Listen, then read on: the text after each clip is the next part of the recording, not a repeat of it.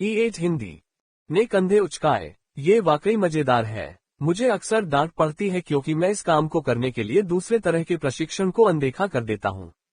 खैर, चलो warm up करते हैं। कार्यों से शुरू करें। जरूर, केन ने सिर हिलाया। वे कुछ मशीनों के पास गए जो ट्रेडमिल जैसी दिख रही थीं। ये कैसे काम करता है? क्या हमें खुद ही काम चलाना होगा? रूई ने पूछा। केन ने बताया, ट्रेडमिल को स्लाइम से ऊर्जा मिलती है। एक कीचड़। रूई ने भ्रम में अपना सिर झुकाया। हाँ, बेलनाकार पैनल के भीतर एक प्रकार का स्लाइम होता है जो दबाव डालने पर घूमता है। केन ने इशारा किया। आप इस घुंडी को समायोजित करके स्लाइम द्वारा अनुभव किए जाने वाले दबाव को समायोजित कर सकते हैं। उसने अपने सामने एक घुंडी घुमाते हुए कहा। मैं समझता हूँ, यह एक डायल है जो नियंत्रित कर सकता है कि स्लिम पर कितना दबाव डाला जाए। रूई ने सोचा, क्योंकि उसने गति को आरामदायक जॉग पर समायोजित किया था। यह इस विश्व में प्रौद्योगिकी का एक और उदाहरण था जो पृथ्वी की 21वीं सदी की प्रौद्योगिकी की नकल कर रहा था, न कि उत्कृष्ट इंजीनियरिंग या विज्ञान के अत्यधिक परिष्कृत अनुप्रयोगों के माध्यम से, बल्कि इस वास्तविकता के लिए विशिष्ट उल्लेखनीय विशेषताओं के माध्यम से। भूमि से खनन करके निकाले जा सकने वाले असाधारण अकार्बनिक संसाधन, अलौकिक वनस्पतियों और जीव जंतुओं की विविधता तथा उनके द्वारा प्रस्तुत गूढ़ घटनाएं मिलकर इस विश्व को ऐसी चीजें प्राप्त करने में सक्षम बनाती हैं जो अन्यथा उनकी क्षमताओं से परे होती। इसके अलावा कई क्षेत्रों में तो इसने उन्हें पृथ्वी से भी आगे निकलने में मदद की। प्रवेश परीक्षा के दूसरे चरण के बाद अकादमी में उसने जो औषधियां पी थीं, उनसे उसके घाव पूरी तरह से ठीक हो गए और साथ ही थोड़े समय में उसकी सहनशक्ति भी पूरी तरह से बहाल हो गई। यह ऐसी चीज थी जिसे पृथ्वी पर कोई भी तकनीक दोहरा नहीं सकती थी। ये बहुत आश्चर्यजनक है, रूई ने कहा। हालांकि यह बिल्कुल सामान्य बात है। केन ने उसे भ्रमित दृष्टि से देखा। वैसे कार्डियो काफी हो गया, मेरी मांसपेशियां गर्म हो गई हैं। चलो शुरू करने से पहले एक राउंड स्ट्रेच कर लेते हैं। पृथ्वी और गया पर यह एक सर्वविदित तथ्य था कि भारी व्यायाम या किसी भी शारीरिक रूप से गहन गतिविधि से पहले स्ट्रेचिंग करना जरूरी था। इससे कई लाभ मिलते थे और स्ट्रेचिंग न करने से कई नुकसान भी होते थे। सबसे बुनियादी लाभ निश्चित रूप से गति की सीमा को बनाए रखना और बढ़ाना था। मांसपेशियां एक साथ जाल जैसे चिपचिपे ऊतक से बंधी हुई थीं, जिसे फेशिया कहा जाता है। ये संयोजी ऊतक मांसपेशियों को बांधता था और उनकी लोच को सीमित करता था। उन्हें बढ़ने से रोकने के लिए नियमित रूप से स्ट्रेचिंग की आवश्यकता थी। बेशक गति की सीमा ही एकमात्र लाभ नहीं थी। लचीलापन कई शारीरिक विशेषताओं, शक्ति और गति के लिए अत्यधिक प्रासंगिक था। शरीर द्वारा उत्पन्न की जा सकने वाली गतिज ऊर्जा की मात्रा मांसपेशियों की शक्ति के कारण होने वाले शारीरिक त्वरण और उस त्वरण को बनाए रखने की दूरी पर निर्भर करती है। कम लचीलेपन का अनिवार्य रूप से मतलब था कि मांसपेशियों द्वारा त्वरित की जा सकने वाली प्रभावी दूरी सीमित थी, क्योंकि कम लचीलेपन का मतलब था कि मांसपेशियां खींच नहीं सकती थीं। यदि वे खींच नहीं सकती थीं, तो उनके द्वारा उत्पन्न शुद्ध ऊर्जा बहुत सीमित थी। स्ट्रेचिंग एक्सरसाइज से व्यायाम के दौरान मांसपेशियों के ऊतकों के नुकसान को भी रोका जा सकता है। गहन वर्कआउट से पहले स्ट्रेच करने पर मांसपेशियों के ऊतकों का बहुत कम दर पर पतन होता है। इससे रक्त परिसंचरण में भी वृद्धि हुई, जिससे अंततः मानव शरीर का शुद्ध उत्पादन बढ़ा। थकान, तनाव और चोट के जोखिम को कम करना भी अन्य लाभों में से कुछ प्रमुख लाभ थे। इसके अलावा स्थैतिक लचीलेपन वाले व्यायामों में बहुत अधिक ऊर्जा की आवश्यकता नहीं होती। आप बहुत कम शारीरिक प्रयास से बहुत अधिक लाभ प्राप्त कर सकते हैं। इतना कि खुद जैसे अस्थमा के मरीज भी रोजाना स्ट्रेचिंग कर सकते थे, बशर्ते कि वह धीरे धीरे स्ट्रेचिंग करें। मार्शल आर्ट और कॉम्बैट स्पोर्ट्स के क्षेत्र में लचीलेपन के व्यायाम बिल्कुल जरूरी थे। रूई ने खुद कई पेपर प्रकाशित किए थे जिसमें को जीत की संभावना और लचीलेपन के बीच संबंध को दर्शाया गया था। ठीक है, इतना काफी होगा, केन ने कहा। रूई ने खुद को स्प्लिट से उठाते हुए पुष्टि में सिर हिलाया। जब मुकाबला खेलों की बात आती है तो स्प्लिट लचीलेपन का शिखर होता है। वे उस सही स्तर पर थे जहां लचीलापन इष्टतम था, न तो इतना कम कि व्यक्ति की अपनी शक्ति और त्वरण को दबा सके और न ही इतना कम कि जोड़ों के विस्थापन को रोक सके। नवंबर LBJNN। रूई को स्प्लिट हासिल करने में 2 साल लग गए थे, जबकि उन्होंने 5 साल की उम्र में ही थोड़ा बहुत कठोर व्यायाम करना शुरू कर दिया था। आमतौर पर स्प्लिट पहले भी हासिल किया जा सकता था, लेकिन उस समय उनके शरीर की नाजुक और कमजोर हड्डियां और मांसपेशियां देखते हुए जल्दी परिणाम के लिए उन पर बहुत ज्यादा दबाव डालना लंबे समय में ज्यादा नुकसानदेह हो सकता था। हम वहां मुकाबला कर सकते हैं। केन ने उलझे हुए हिस्से की ओर इशारा किया। क्षेत्र को छोड़कर नहीं जाना है। हम हल्के हाफ कॉन्टैक्ट स्पैरिंग पर जाने के बाद धीमी और हल्की रोलिंग शुरू कर सकते हैं। एक बार जब हम सहज हो जाते हैं तो हम फुल कॉन्टैक्ट गियर स्पैरिंग और शायद कुछ सशर्त या फ्री फॉर्म स्पैरिंग पर जा सकते हैं, जो भी आपके लिए काम करता है। मुझे बताएं कि क्या आपको उनमें से कुछ के बीच का अंतर पूरी तरह से पता नहीं है, केन ने धैर्यपूर्वक समझाया। रोलिंग ब्राजीलियन जियू-जित्सु में कुश्ती अभ्यास और स्पैरिंग का प्राथमिक रूप था। ये जियू-जित्सु युद्धाभ्यास के संबंध में बर्फ तोड़ने और उन्हें निखारने का एक अच्छा तरीका था। पृथ्वी पर वापस अर्ध संपर्क और पूर्ण संपर्क स्पैरिंग ITF अंतर्राष्ट्रीय ताइक्वांडो महासंघ द्वारा शुरू किए गए स्पैरिंग के दो लोकप्रिय और अलग अलग प्रकार थे। सशर्त स्पैरिंग और फ्री फॉर्म स्पैरिंग जैसी अवधारणाएं पृथ्वी की 21वीं सदी में सभी MMA जिम में इस्तेमाल किए जाने वाले स्पैरिंग के सुस्थापित रूप थे। वह न केवल उनसे परिचित था बल्कि एक अपूरणीय विशेषज्ञ था। रूई को खुशी थी कि उसके पास मौजूद कुछ अधिक बोलचाल का ज्ञान गया पर काम आया। हम निश्चित रूप से कुछ हल्के रोलिंग के साथ शुरू कर सकते हैं, लेकिन अगर आपको कोई आपत्ति न हो तो मैं कुछ भारी पोजिशनल ग्रैपलिंग पर जाना पसंद करूंगा। मेरे स्ट्राइकिंग अभ्यास की तुलना में फुल कॉन्टैक्ट ग्रैपलिंग में मेरा अनुभव बहुत कम है। स्ट्राइकिंग की तुलना में खुद से ग्रैपलिंग का अभ्यास करना बहुत कठिन है। उसके बाद मुझे हाफ कॉन्टैक्ट और फुल कॉन्टैक्ट स्पैरिंग से भी कोई आपत्ति नहीं है, हालांकि फ्री फॉर्म मेरी प्राथमिकता है। केन ने उसे घूर कर देखा। रूई ने अपना सिर झुकाकर उसे घूरा। अरे कुछ नहीं, मैं तो बस इसलिए हैरान हूं क्योंकि आप अलग अलग तरह के मुकाबलों और उनके उद्देश्यों से बहुत परिचित हैं। परिचित? मैं शायद उनके बारे में तुमसे ज्यादा जानता हूं, रूई ने सोचा। यह कोई अतिशयोक्ति नहीं थी। जब मैं बच्चा था तो मैंने मार्शल आर्ट की एक किताब में इनके बारे में पढ़ा था। मैं समझ गया। खैर, ये और भी बेहतर है। केन ने मैट पर अपना स्थान ग्रहण किया। चलो शुरू करें। रूई थोड़ा झुका, अपने दाहिने पैर को बाएं पैर के पीछे रखा। उसने अपनी मुट्ठियां बंधी और उन्हें एक सुरक्षा मुद्रा में ऊपर उठाया। वह मुस्कुराया। चलो इस शो को शुरू करते हैं। दोनों ने मैट पर इधर उधर घूमते हुए दूरी बनाए रखी। ये पृथ्वी पर भी एक आम बात थी। अपने संतुलन और वजन को लगातार अपने दोनों पैरों पर बदलते रहने से अपने प्रतिद्वंद्वी की हरकतों का अनुमान लगाना और भी मुश्किल हो जाता था। यह एक सरल लेकिन बेहद व्यावहारिक रणनीति थी। वह नहीं आ रहा है, रूई ने कहा। कोष्टक उद्धरण ... खैर, उसकी मार्शल आर्ट चकमा देने वाली चालों पर केंद्रित है। रूई ने अपना मन बनाने से पहले एक पल सोचा। अगर वह नहीं आ रहा है तो मैं उसके लिए जाऊंगा। NOLBIN.CO। वह केन की ओर दौड़ा और उस पर हल्के हल्के वार किए। वार में बहुत कम टॉर्क और वजन था, जिससे तेजी से वार करना आसान हो गया। केन ने मुस्कुराते हुए अपने सिर को ऊपर से वार से बचने के लिए घुमाया और हिलाया। उसके लिए सिर पर वार से बचना ज्यादा व्यावहारिक था। गर्दन एक लचीला मोड़ था और चकमा देना उसकी खूबी थी। तो फिर शरीर पर वार करने के बारे में क्या ख्याल है? रूई ने केन के पेट पर एक मध्यम दूरी का सीधा दाहिना मुक्का मारा। बैम! केन ने इसे ठोस सुरक्षा के साथ रोक दिया था। दोनों ने एक दूसरे के बीच कुछ दूरी बना ली। मैंने सोचा था कि आपकी मार्शल आर्ट का केंद्र बिंदु टालमटोल करना है, रूई ने झल्लाकर कहा। Ads by PubFuture. हर एक हमले से बचना व्यावहारिक नहीं है, कुछ मामलों में अवरोधन ही एकमात्र सही विकल्प है। केन ने कंधे उचका दिए। ये बात सही थी। कोई भी लड़ाई केवल टाल मटोल करके नहीं जीती जा सकती। इस बार रूई ने धीरे धीरे दूरी कम की। वे दोनों इधर उधर घूम रहे थे, एक दूसरे को महसूस कर रहे थे, एक दूसरे की प्रतिक्रियाओं को परख रहे थे और आंक रहे थे। जब रूई किक रेंज में पहुंचे तो उन्होंने केन के पेट पर एक हल्का राउंड हाउस किक मारा, लेकिन केन ने आसानी से हमले को चकमा दे दिया, जिससे वह चूक गया। मुझे लगा, राउंड हाउस किक लगने में बहुत समय लगता है, उनकी गतिशीलता से किसी के लिए उनसे बचना आसान है।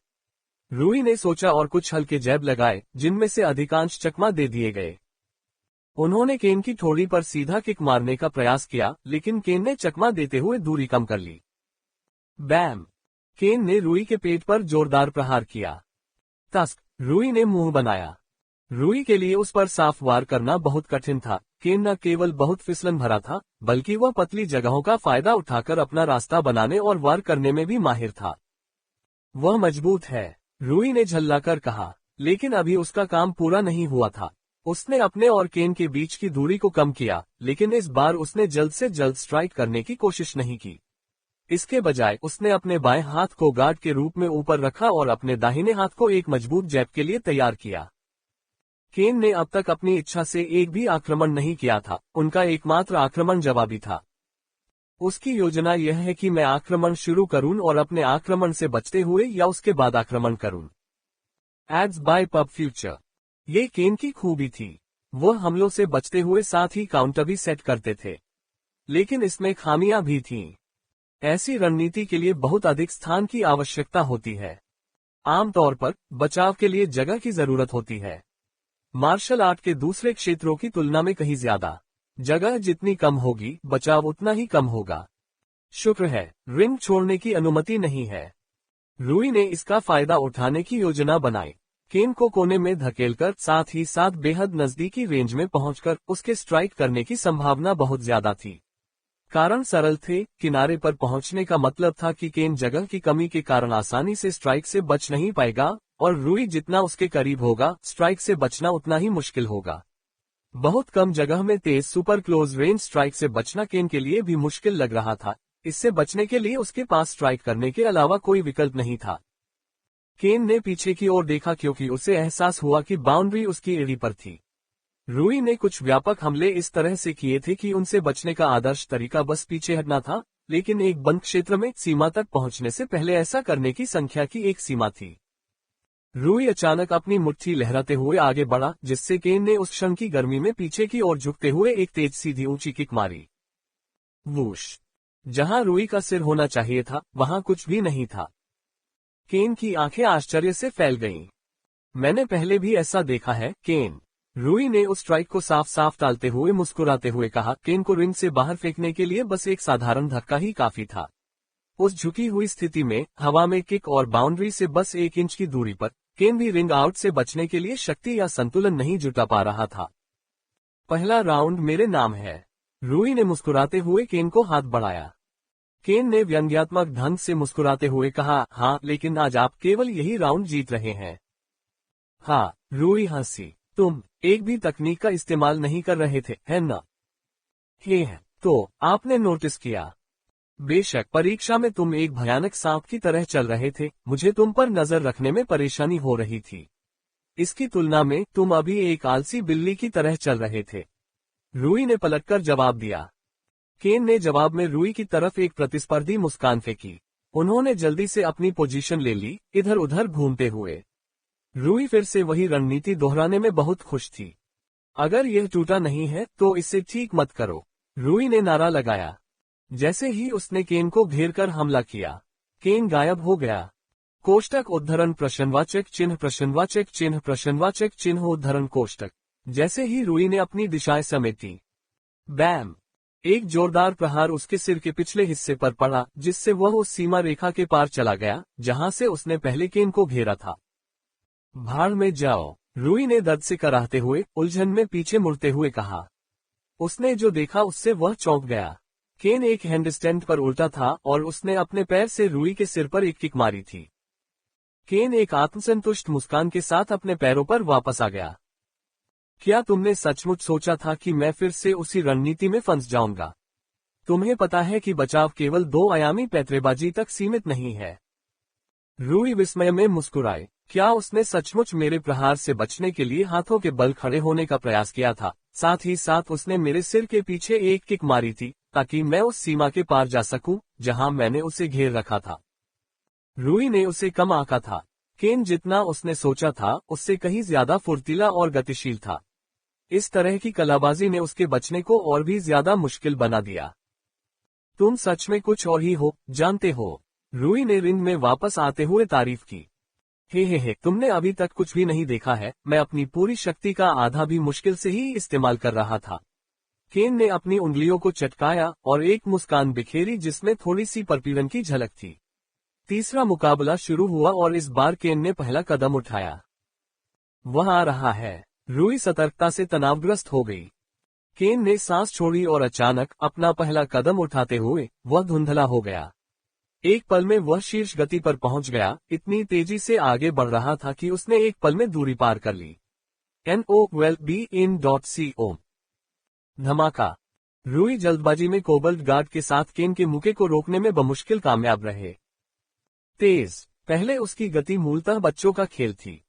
रूई ने बेतरतीब ढंग से उस पर मुक्का मारा ताकि वह उसे चौंका सके, लेकिन केन ने इस तरह से हमला किया कि हमला स्वाभाविक रूप से हमलावर गति से टाला जा सके।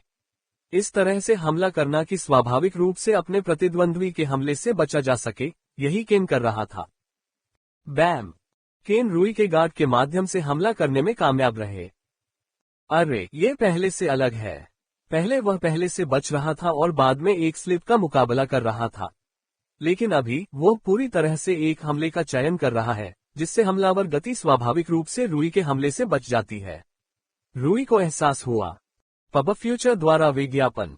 उदाहरण के लिए, जंप किक स्वाभाविक रूप से लेग स्वीप से बचती है। लेग स्वीप स्वाभाविक रूप से जंप किक से बचती है। किक में मुक्कों की तुलना में अधिक रेंज होती है, इसलिए अगर सही समय पर किया जाए तो उनका इस्तेमाल पहले प्रतिद्वंद्वी को मारकर मुक्कों से बचने के लिए किया जा सकता है। एंटी कैडेंस से निपटना मुश्किल है ना? खासकर ये देखते हुए कि आप एक नौसिखिया हैं। रूई ने उठकर दूसरा रुख अपनाया। तुमने अभी तक इसमें महारत हासिल नहीं की है ना? उसे लगा कि केन के विकल्प पूरी तरह से इष्टतम नहीं थे। केन ने कंधे उचका दिए। मैंने इसे कुछ महीने पहले ही सीखा है। ये जवाबी हमले की रणनीति की उन बुनियादी तकनीकों में से एक है जिसकी कोई ऊपरी सीमा नहीं होती, आप अनुभव के साथ इसमें बेहतर होते जाते हैं। रूई को ये बात समझ में आ गई। एंटी कैडेंस एक ऐसी तकनीक थी जो निर्णय पर निर्भर थी, जो अनुभव के साथ बढ़ती गई। विश्लेषण और निर्णय रूई की सबसे मजबूत खूबियां थीं। उसने जितनी भी तकनीकें देखी थीं, उनमें से उसे एंटी कैडेंस में सबसे ज्यादा दिलचस्पी थी। ये रूई की रुचियों और रुचियों के साथ बहुत ज्यादा तालमेल रखती थी। तुमने हमारे बीच की दूरी इतनी जल्दी कैसे पार कर ली? केन इतनी तेज गति से आगे बढ़ रहा था जो उसके शारीरिक कद के व्यक्ति की गति से कहीं अधिक होनी चाहिए। ओह, यह एक और प्रशिक्षु स्तर की चालबाजी तकनीक है जिसे समानांतर चलना कहा जाता है। समानांतर चलना। हाँ, आमतौर पर लोग अपने शरीर के ऊपरी हिस्से को मोड़कर और अपनी भुजाओं को पैरों के विपरीत दिशा में घुमाकर चलते और दौड़ते हैं, है ना? ये सच था। छोटी उम्र में ही मनुष्य ने स्वाभाविक रूप से अपने पैरों के विपरीत हाथों को घुमाकर चलने की आदत विकसित कर ली थी। ऐसा इसलिए था क्योंकि पैरों द्वारा उत्पन्न टॉर्क का मुकाबला करके संतुलन बनाए रखने का ये सबसे स्वाभाविक तरीका था। समानांतर चलना एक ऐसी तकनीक है जिसमें आप अपनी भुजाओं और शरीर के ऊपरी भाग को अपने पैरों के समानांतर और एक सीध में रखकर दौड़ते हैं। यह एक ऐसी तकनीक है जो आपको तेज दौड़ने में मदद करती है। रूई की आंखें चौड़ी हो गईं। ये समझ में आया, अपने ऊपरी शरीर को मोड़ने और अपनी बाहों को घुमाने के लिए बहुत अधिक ऊर्जा की आवश्यकता होती है। वह सारी ऊर्जा संतुलन बनाए रखने में बर्बाद हो रही थी। समानांतर चलना एक ऐसी तकनीक लग रही थी जिसमें व्यक्ति अपने पैरों के साथ ही अपनी बाहों को घुमाता था। इससे शरीर के ऊपरी आधे हिस्से को मोड़ने से होने वाली ऊर्जा की अत्यधिक बर्बादी से बचा जा सका। ऊपरी आधे हिस्से को मोड़ने से जो ऊर्जा बर्बाद होती थी, वह अब पैरों में निर्देशित होगी और गति में परिवर्तित हो जाएगी, जिससे उपयोगकर्ता काफी अधिक गति से दौड़ सकेगा। जब आप इसे सीखते हैं तो ये बहुत अजीब लगता है। आखिरकार संतुलन बिल्कुल अलग तरीके से बनाए रखा जाता है, इसलिए इसे इस्तेमाल करने में थोड़ा समय लगता है। लेकिन एक बार जब आप इसे इस्तेमाल कर लेते हैं तो आप बहुत तेज गति से और आसानी से आगे बढ़ सकते हैं। मैं आपको बता रहा हूं, यह मेरे मार्शल आर्ट के लिए एक वरदान था, केन ने समझाया। रूई ने सिर हिलाया। ये समझ में आया। सच में, ये पहली बार नहीं था जब उसने इस अवधारणा के बारे में सुना था। पृथ्वी पर वापस चलने और दौड़ने का एक जापानी तरीका था जिसे नंबा अरुकी या नंबा वॉकिंग के नाम से जाना जाता था। नंबा वॉकिंग एडो काल के दौरान एक्सप्रेस धावकों की दौड़ने की शैली थी, जिनका काम एडो और अन्य प्रांतों के बीच संदेशों को तेजी से और कुशलता से चलाना था।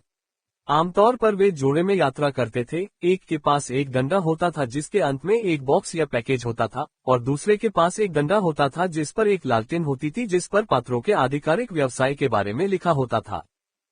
कहने की जरूरत नहीं है कि प्रभावी सरकार के लिए संचार बहुत जरूरी था, इसलिए इन एक्सप्रेस धावकों को बहुत अच्छी तरह से एक्सप्रेस होना पड़ता था। वे नियमित रूप से एडो से क्योटो तक 6-8 दिनों में दौड़ते थे, जो लगभग 480 किलोमीटर की दूरी पैदल तय करते थे। वे अत्यधिक कुशल थे और कम ऊर्जा बर्बाद करते थे, जिसका इस्तेमाल अन्यथा अधिक गति या सहनशक्ति के लिए किया जा सकता था, इस तरह के पैतरेबाजी के कारण। मुझे नहीं लगता था कि यह वैध है, लेकिन ऐसा लगता है कि कम से कम यह इस दुनिया में वैध है। क्या आप मुझे ये सिखा सकते हैं? रूई ने पूछा। मैं इसके लिए योग्य नहीं हूँ। प्रशिक्षण प्रक्रिया उतनी सीधी नहीं है जितनी दिखती है। मेरे प्रशिक्षण की निगरानी एक मार्शल सीनियर कर रहा था और उसने मुझे बहुत सारी ट्रेनिंग दी जो मुझे वास्तव में समझ में नहीं आई। आधा अधूरा गलत प्रशिक्षण बिना प्रशिक्षण के भी बदतर है, मेरा विश्वास करो, केन ने जवाब दिया, जिससे रूई का चेहरा उदास हो गया। लेकिन चिंता मत करो, उसने सांत्वना दी। मैंने तुमसे कहा था कि यह पैंतरेबाजी के लिए एक प्रशिक्षु स्तर की तकनीक है न? इसका मतलब है कि जब तक तुम प्रशिक्षु स्तर तक पहुंचते हो तुम अकादमी में इसे जरूर सीख सकते हो। रूई के चेहरे पर चमक आ गई। अकादमी का बेसब्री से इंतजार करने की एक और वजह। वह उस दिन का बेसब्री से इंतजार कर रहा था जब उसने अकादमी में ये तकनीक सीखी थी। कितनी प्रशिक्षु पैंतरेबाजी तकनीकें हैं? ओह, प्रशिक्षु स्तर की ढेरों तकनीकें हैं। ऐसा कहा जा रहा है कि प्रत्येक क्षेत्र में बुनियादी प्रशिक्षु स्तर की तकनीकों का एक सेट है। ये सीखने में सबसे आसान तकनीकें हैं जो एक नए मार्शल प्रशिक्षु को प्रशिक्षु स्तर की तकनीकों का आदी होने में मदद करती हैं। आखिरकार आधारभूत तकनीकों से प्रशिक्षु स्तर की तकनीकों में संक्रमण कठिन हो सकता है। मुझे इसकी आदत डालने में पूरा 1 महीना लग गया। केन ने एक दर्दनाक याद को याद करते हुए आह भरी। आपके प्रश्न का उत्तर देते हुए, जहां तक विशुद्ध चालबाजी की बात है तो 4 चालें हैं। समानांतर चाल उनमें से एक है जो शारीरिक यात्रा के लिए है तथा एक चाल युद्ध की गति, युद्ध की चपलता, यात्रा की चपलता आदि के लिए है। केन ने स्पष्ट किया। क्या प्रशिक्षु स्तर की प्रत्येक तकनीक उतनी ही प्रभावी और शक्तिशाली है जितनी आपने मुझे दिखाई? रूई ने पूछा। बस आसपास ही, हाँ, केन ने उत्तर दिया। ठीक है तो, रूई खड़ी हो गई, रिंग के अंदर एक पोजीशन लेते हुए। क्या तुम मुझे बाकी दिखा सकते हो? जरूर, केन ने मुस्कुराते हुए अपना रुख अपनाया। वे कई घंटों तक एक दूसरे से भिड़ते रहे, लगातार कई राउंड। केन ने मार्शल अप्रेंटिस की ताकत का प्रदर्शन किया, रूई को बार बार धूल चटा दी। उसने न केवल रूई को बुरी तरह पीटा बल्कि उसने कई अलग अलग तरीकों से रूई को हराया भी। तो जब वह अपने फाउंडेशनल और अप्रेंटिस लेवल के कौशल का उपयोग करता है तो यह क्या होता है न? ये बहुत ही जबरदस्त है। रूई ने सोचा कि केन ने उसे एक बार फिर से पटखनी दे दी है। केन ने अब तक उसे कई बार हराया था, लेकिन रूई और अधिक खुश होता जा रहा था, जिससे केन की उलझन और बढ़ गई। चलो आज के लिए यहीं रुकते हैं, केन ने रूई से कहा, जिसके जवाब में उसे भी सहमति में सिर हिलाना पड़ा। हाँ, एक ही सत्र में खुद को बहुत आगे धकेलने की कोई जरूरत नहीं है। वे दोनों असाधारण रूप से थके हुए थे। तुम्हें पता है, ऐसा लगता है कि तुम्हें हारने में मजा आता है, केन ने उससे कहा। क्या सोचकर तुम ये कह रहे हो? खैर, मैंने तुम्हें कई बार हराया है, फिर भी अगर कोई हमें देखेगा तो वह यह मान लेगा कि तुम विजेता हो, क्योंकि तुम उससे कहीं अधिक संतुष्ट लग रहे हो। ऐसा इसलिए है क्योंकि मैं संतुष्ट हूँ। मैंने बहुत सी नई चीजें सीखी और अनुभव किया। इसकी तुलना में नुकसान नगण्य है, रूई ने बताया। मैंने पहले भी ऐसा महसूस किया है, लेकिन मार्शल आर्ट के प्रति आपका जुनून, मैं इसे कैसे कहूँ, शुद्ध, रूई ने प्रतिध्वनित किया। हाँ, जितने भी मार्शल आर्टिस्ट मैंने देखे हैं उन सभी के पास मार्शल आर्टिस्ट बनने का कोई न कोई कारण था। शक्ति, महिमा, प्रतिष्ठा, स्थिति, पैसा और ऐसी ही अन्य चीजें, आप जानते हैं। लेकिन मार्शल आर्ट के लिए आपकी खुशी शुद्ध लगती है। पब फ्यूचर द्वारा विज्ञापन। उसे अपनी भावना को व्यक्त करने में परेशानी हो रही थी, लेकिन इसके बावजूद रूई ने उस पर दबाव नहीं डाला। आखिरकार वह केवल 13 साल का बच्चा था। अपनी भावनाओं को सही और सटीक ढंग से व्यक्त करना रूई से उसकी अपेक्षा नहीं थी। तुम्हें मार्शल आर्ट में सचमुच आनंद आता है न? केन ने पूछा। हाँ, रूई ने बिना किसी हिचकिचाहट के उत्तर दिया। यह आश्चर्यजनक लगता है। मुझे मार्शल आर्ट में कभी मजा नहीं आया। ये हमेशा से, मैं इसे कैसे कहूँ, एक बेड़ी, लेकिन यह उस बेड़ी को तोड़ने का मेरा एकमात्र साधन भी है। मुझे नहीं पता कि क्या ये समझ में आता है, केन ने असहजता से समझाया। रूई को पता चल गया कि वह स्पष्टवादी था। मुझे लगता है कि ऐसा ही है, उसने जवाब दिया। रूई ने केन के जीवन के बारे में जो कुछ भी देखा था उससे ऐसा लगता था कि मार्शल आर्ट ने केन को जकड़ रखा था, लेकिन वास्तव में यह उन बेड़ियों को तोड़ने की उसकी एकमात्र उम्मीद भी थी। एक मार्शल सेज के बेटे के रूप में जन्म लेने के साथ साथ मार्शल आर्ट के लिए असाधारण प्रतिभा से संपन्न होने के कारण शायद उस पर बहुत बड़ा बोझ था। रूई ने केन की मां के बारे में जो कुछ भी देखा था, उससे ये संभावना थी कि केन के पूरे परिवार को उससे बहुत उम्मीदें थीं। ये उम्मीदें एक बीड़ी की तरह लग रही थीं। उनके परिवार ने शायद उन्हें छोटी उम्र से ही कठोर मार्शल आर्ट प्रशिक्षण दिया था, इतना कि वे अकादमी में प्रवेश करने से पहले ही मार्शल अप्रेंटिस दायरे में पहुंच गए। उन्होंने उन्हें अपनी मर्जी से अपने घर से बाहर निकलने की भी अनुमति नहीं दी। उनका जीवन मूल रूप से एक जेल था। स्वतंत्रता उनके सबसे अजीब सपनों में से एक रही होगी। लेकिन तुम्हें पता है, केन ने रूई की ओर एक प्रसन्न मुस्कान के साथ कहा, जब मैं तुम्हारे साथ होता हूँ तो मार्शल आर्ट इतना बुरा नहीं लगता। रूई ने मुस्कुराते हुए कहा, ठीक है, तो अगर आपको कोई आपत्ति न हो तो मैं अक्सर आपके पास क्यों नहीं आती? ये बहुत बढ़िया लगता है। शायद हम हर दिन अभ्यास और प्रशिक्षण कर सकें। रूई को ये बात बिल्कुल सही लगी। वो कुछ वास्तविक युद्ध अभ्यास और प्रशिक्षण चाहता था। अब तक केन के साथ प्रशिक्षण शायद उसके दूसरे जीवन में सबसे अधिक फलदायी काम था। जरूर, बहुत बढ़िया लगता है, रूई ने जवाब दिया। हालांकि कुछ दिनों में ऐसा न करना ही बेहतर है। ओह, ऐसा क्यों? रूई ने पूछा। क्योंकि मेरे पिता आसपास ही रहेंगे, केन ने समझाया। तुमने देखा कि मेरी माँ कैसी थी। मेरे पिता कहीं ज्यादा दबंग और अप्रिय हैं। मैं समझ गया। तुम्हारा तो वाकई बुरा हाल है यार, केन ने आह भरी। आप मार्शल अकादमी के लिए उत्साहित होंगे, है ना? अरे यार, तुम्हें पता भी नहीं है, मैं एक अलग जगह पर रहने के लिए इंतजार नहीं कर सकता। तुम कितने उत्साहित हो? बहुत बढ़िया, मैं इसके लिए लगभग 12 वर्षों से इंतजार कर रहा हूँ। केन ने उसे एक अजीब नजर से देखा। क्या? रूई ने उसकी प्रतिक्रिया पर कहा। आप मेरी ही उम्र के हैं ना? हाँ। तो फिर आप 12 साल से कैसे इंतजार कर रहे हैं?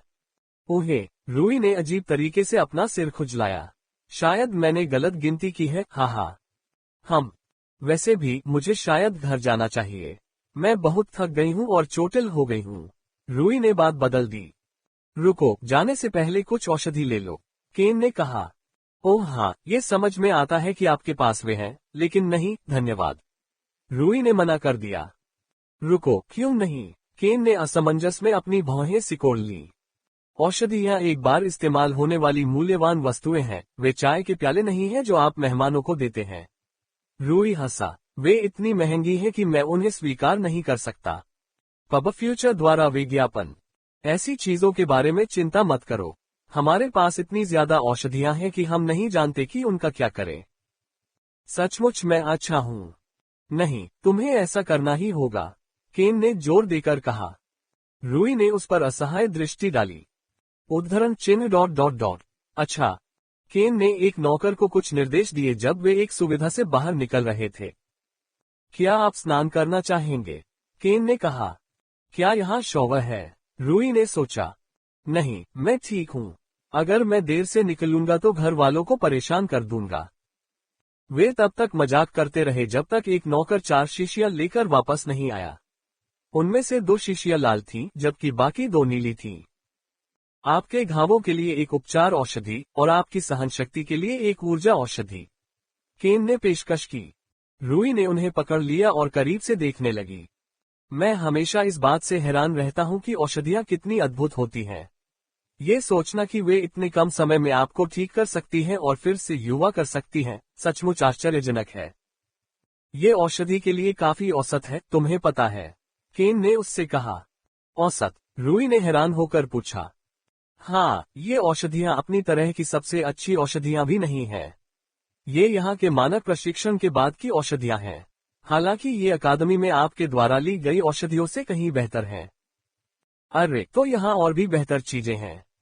हाँ, मुझे विस्तृत जानकारी नहीं है, लेकिन मैंने सुना है कि उच्चतम श्रेणी की औषधियाँ अत्यंत घातक चोटों को भी ठीक कर सकती हैं, भले ही रोगी मृत्यु के कगार पर हो। मृत्यु के कगार पर? यह पागलपन है। हालांकि वे केवल इतना ही नहीं कर सकते।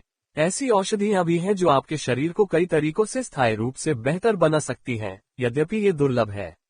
ऐसी औषधियाँ भी हैं जो आपके जीवन काल को महत्वपूर्ण रूप से बढ़ा सकती हैं। क्या? ऐसी औषधियाँ जो आपको मौत के कगार से वापस ला सकती हैं, आपकी क्षमताओं को स्थायी रूप से बढ़ा सकती हैं, आपकी आयु बढ़ा सकती हैं। ये सभी रूई के लिए वास्तव में अथाह घटनाएं थीं। इसने वास्तव में इस दुनिया की गूढ़ भौतिकवादी प्रकृति की सीमाओं के बारे में उसके दृष्टिकोण को व्यापक बना दिया, जिसकी कोई सीमा नहीं लगती थी। हालांकि इनमें से कोई भी आम नहीं है। वे अत्यंत दुर्लभ हैं, इतने दुर्लभ कि उन्हें राष्ट्रीय खजाना माना जाएगा। मेरे पिता ने कहा कि जीवन वृद्धि करने वाली औषधियां भी उनके लिए प्राप्त करना बहुत मुश्किल था, जाहिर है। केन ने उन्हें बताया, नहीं, दुर्लभता के बावजूद ऐसी औषधि जो जीवन को लंबा कर सकती है, असंभव होनी चाहिए। उम्र बढ़ना एक अपरिहार्य प्रक्रिया है जो हमारे शरीर के भीतर आणविक स्तर पर होने वाली प्रक्रियाओं के कारण होती है। उम्र बढ़ने का मुख्य कारण कोशिका विभाजन और प्रतिस्थापन के दौरान दोषपूर्ण डीएनए प्रतिकृति है। जब भी शरीर में कोई नई कोशिका जन्म लेती है, तो उसे अपने मूल कोशिका से विरासत में मिले डीएनए में छोटे छोटे नए दोष और नए अंतराल होते हैं। ऐसा हर बार होता है जब कोशिकाएं विभाजित होती हैं और प्रतिकृति बनती हैं। जीवन भर में ये दोष और अंतराल पूरे शरीर में डीएनए में जमा होते रहते हैं और फिर कोई न कोई चीज अंततः मौत का घातक कारण बन जाती है। तथ्य यह है कि एक औषधि इस अपरिहार्य प्रक्रिया को रोक सकती है। इसका मतलब है कि औषधि के भीतर कुछ गूढ़ यौगिक आणविक स्तर पर हमारे शरीर को सार्वभौमिक रूप से प्रभावित कर रहे हैं। उसे एक बार फिर इस दुनिया की गूढ़ तकनीक का पुनर्मूल्यांकन करना था। बुनियादी उपचार और सहनशक्ति की वसूली एक बात थी। मौत के कगार से उपचार, वृद्धि और दीर्घायु पूरी तरह से अलग खेल थे। उसे अभी भी केन के शब्दों को समझना अविश्वसनीय रूप से कठिन लग रहा था। ऐसा नहीं है, औषधियों का उपयोग चिकित्सा में भी बहुत अधिक किया जाता है, आप जानते हैं। केन ने कहा, इस तथ्य से अनजान कि इस तरह के एक साधारण बयान का प्रभाव रूई पर पहले किए गए उनके जबरदस्त खुलासों की तुलना में बहुत कम था। उद्धरण चिन्ह ...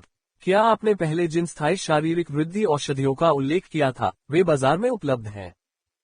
शायद नहीं, अन्यथा मैं निश्चित रूप से उन्हें प्राप्त कर लेता।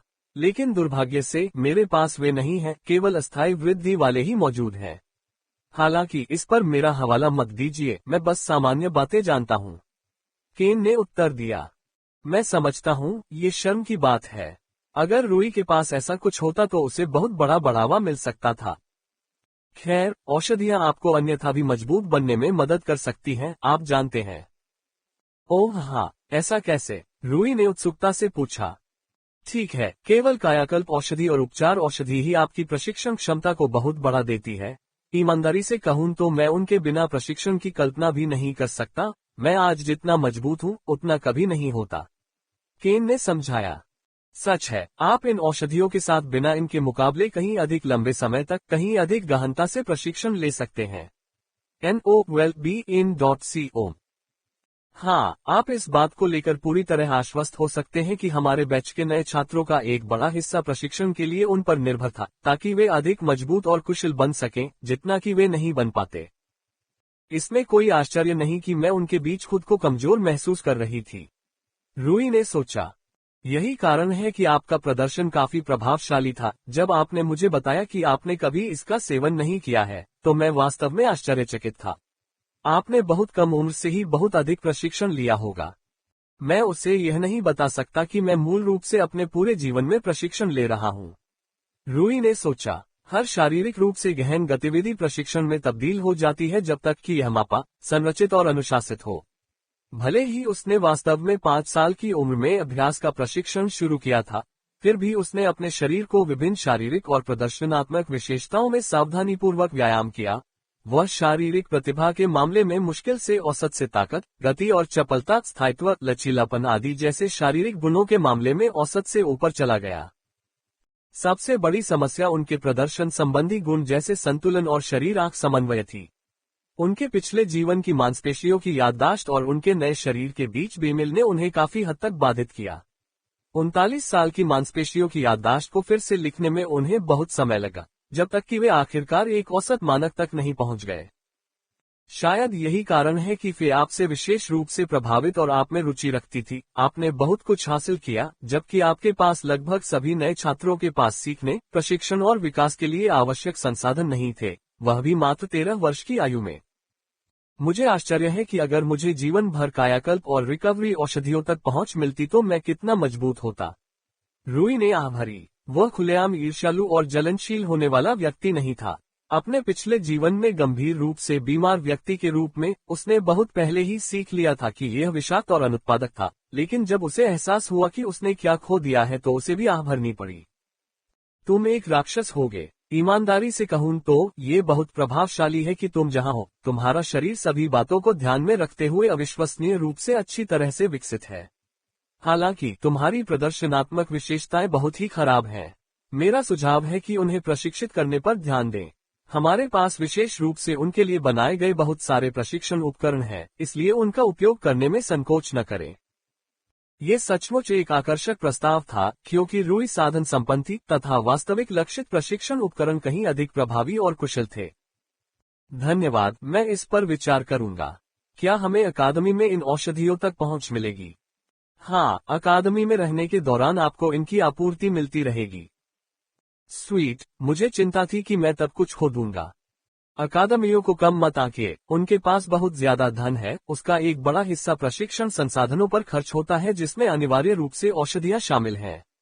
बेशक वे हमारे यहाँ उपलब्ध औषधियों जितनी अच्छी नहीं होंगी। सच, ये सुनकर खुशी हुई। रूई अकादमी के संसाधनों के साथ प्रशिक्षण शुरू करने के लिए और भी अधिक उत्सुक था।